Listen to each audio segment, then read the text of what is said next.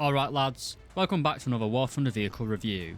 Today we're taking a look at a very special vehicle. A vehicle with absolutely garbage gun handling, a reload time that makes the KV-2 look like the HSTVL, and the survivability of an old Soviet milk truck. That's right, we're playing the most painful tank currently in War Thunder, the 38cm ShturmTiger, also known as the ShturmTiger. This is the main reward for the 10-year anniversary of War Thunder event, and has been wildly hyped in the War Thunder community. But is it any good? Well, we'll see about that. But to begin with, this is a rank 4 vehicle in the German tech tree, currently sitting at battle rating 6.3. It's also classed as a tank destroyer. But in real life, this was just an armoured mortar really. It wasn't really designed to take on enemy tanks. This vehicle is a premium, so you will get additional bonuses to the RP and Silver Lions, and it only costs you 10,000 Silver Lions to put this on your lineup. For the expert qualification, it'll cost you 380,000 Silver Lions, and for the ace qualification, it's 990 Golden Eagles. I would highly recommend getting the expert if not the ace qualification, as it will cut down that reload speed. So lads, with all the grinding that we've been doing over the past couple of weeks, has it actually been worth it? Well, stick around for the rest of the video, and if you're a wearaboo, you might want to get a packet of tissues ready.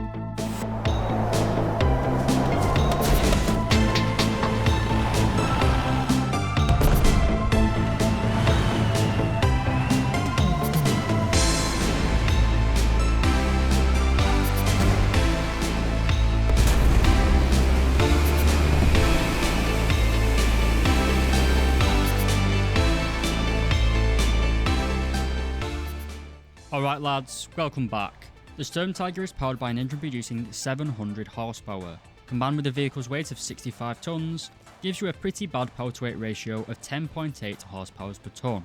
As you'd expect, the ShturmTiger is a little bit sluggish, especially when trying to maneuver in tight spaces, and the low power to weight ratio really doesn't help this. But we do have fairly good mobility in a straight line, due to our top speed of 40 km per hour, but in reverse, we can only achieve 8.3 km per hour. This is quite a large weakness. As you'd imagine, the reload time is a lot on this vehicle, so you will going to have to pop out, fire, and then retreat a lot. So the lack of a meaningful reload speed is a big issue in my opinion. But what about the survivability? Well, if we take a look at these images, we can see that we have quite a lot of crew members. Then you may notice some rather large tubes. Each one of these tubes contains 135 kilos of TNT. So I'll leave it to your imagination what will happen if a round penetrates your armor and hits one of these tubes. That's right, you guessed it. The tank decides to roleplay as a tactical nuclear weapon. But in this tank we do have a crew of 5 men, 3 in the front of the hull and then 2 at the rear, counted as our loaders. But basically, as you can see from the front and sidle aspects, a penetrating round anywhere in this vehicle, especially if it's an armor-piercing high explosive round, you're basically dead in one shot. So survivability is god-awful to be honest. But what about our actual armor performance itself? Well, our lower frontal plate is 100mm thick, which does give you pretty good protection. And things do get much better when we come to the upper frontal plate, which is very large and pretty well angled. At an angle of 45 degrees, the 150mm thick plate does give you very good protection, providing around 200 to 210mm of armor. While this is good in a down tier, you will most likely be playing at 6.7 if not 7.3 most games, where most enemies are now using chemical warheads, making your armor rather redundant. And if a chemical warhead penetrates your armor, as I said, they don't have the best reaction with hitting a 140 kilo warhead. But we do have some methods of keeping ourselves alive, mainly in the form of our 30 smoke grenades. These fire one at a time, and are launched quite a bit in front of the vehicle. This is good for trying to retreat, but you can also fire them in front of you and then drive into the smoke, and keep on pressing the fire smoke grenade button, and you can basically create a long line of smoke for you to run away from. But enough shitting on the armour and mobility and survivability of this tank, let's talk about the gun. Surely that's good, right? Right? No, it's fucking not. This tank is armed with the 380mm RW61 mortar. And I know what you're saying, this gun does get kills easily.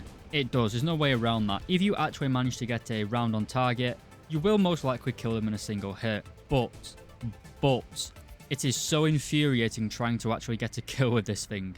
Especially because most of the maps at this battle rating are now like the wider, more urban, or wider, more rural maps, A lot of the kills you've seen in the background would have me being YOLOing into a city and literally just shotgunning people in the face. Any attempt to use this weapon at long range has just made me frustrated. Gaijin have given this tank quite an effective rangefinder. It's very fast compared to other rangefinders at the battle rating, but from my experience it's not really that accurate, and with the reload speed what it is, as we'll cover shortly, it is quite infuriating. But anyway, the RW61 mortar can take 14 rounds of ammunition into battle, with an obvious first stage ready rack of 1, the round in the chamber. We have a stock reload rate of 52 seconds, which with an ace crew will drop down to 40 seconds. Literally the same reload rate as the 15-inch guns on the Bismarck battleship.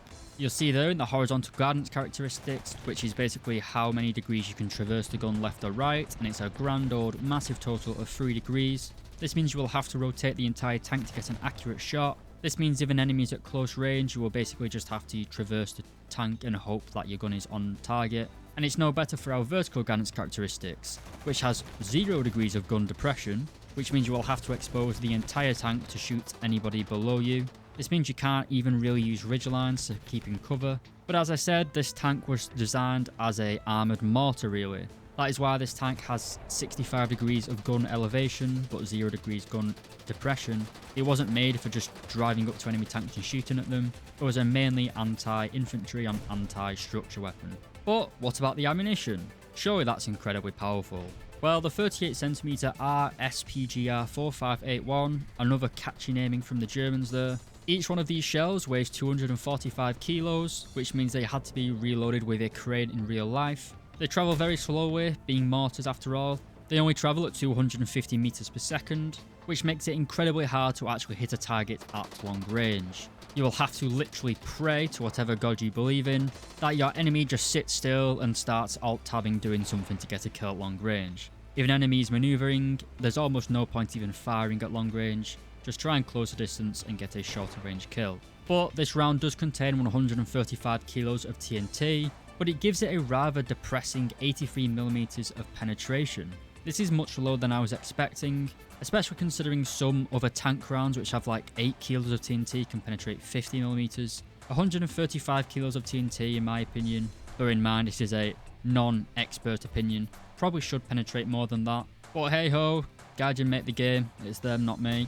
But you can generally kill a lot of people with this round. Some of the heavy tanks like the IS-3s, the M103s, the IS-6s, you will struggle to penetrate them from the front unless you specifically aim for weak spots. But as I said, with this tank, aiming isn't really a thing that you do. It's just point in the direction of an enemy and pray. I am coming across quite negative in this video, but the tank is quite a lot of fun to play, especially in close quarters. This is probably going to be a tank like the Mouse and some of the other rare vehicles, which in a few years you're kind of going to be looking back at saying, oh, I wish I'd grinded it, even though it's not really that effective. Like the IS-7, which used to be incredibly good. Well, I guess it's the opposite of this. The IS-7 was good, but is now kind of mediocre. This thing is just always going to be mediocre in my opinion. It's good if you're squadding up with a few friends who have this, but generally most tanks I've come across did not have a problem penetrating my armor at all. Most tanks using high power APC BC, which just laughs at 200mm of penetration, or they're using chemical warheads which just don't even care about your armor being there at all. Something else to note is that the enemies can literally just machine gun the ammunition in your barrel, which will turn it black. It won't detonate it and kill you, but a single 50 cal hitting this is basically the same as making your breech orange, so you won't be able to fire the gun. Another point is that because this tank only has 3 degrees of horizontal traverse, an enemy player again with a 50 cal can just take out your tracks and you are basically just sitting dead in the water. This has happened to me a few times. You could say it's a skill issue and I'd agree, but you kind of have to get incredibly lucky to get a kill with this thing. It is a free premium which is always appreciated by the War Thunder community, but this isn't going to be a tank that you're going to want to try and grind anything out with. Its mobility is pretty bad, its survivability is pretty bad in practice, and its firepower, while being meme-worthy, is generally pretty bad for having an effect on the battlefield. But anyway lads, this video's gone on long enough. I hope you enjoyed it. If you did, please consider leaving a like and subscribing, and be sure to let me know down below in the comments what vehicle you guys would like to see me review next. Finally, I'd like to thank my YouTube channel members, Wolfiefly, Joseph Metcalf, Tomster013, Just Someone, Dr. Bob, Deboa LX, Tans, William Tessier, and Lola Alfonsi. Thank you very much for watching the video lads, and I'll see you in the next review. If you did make it this far into the video, leave a comment saying klaxon,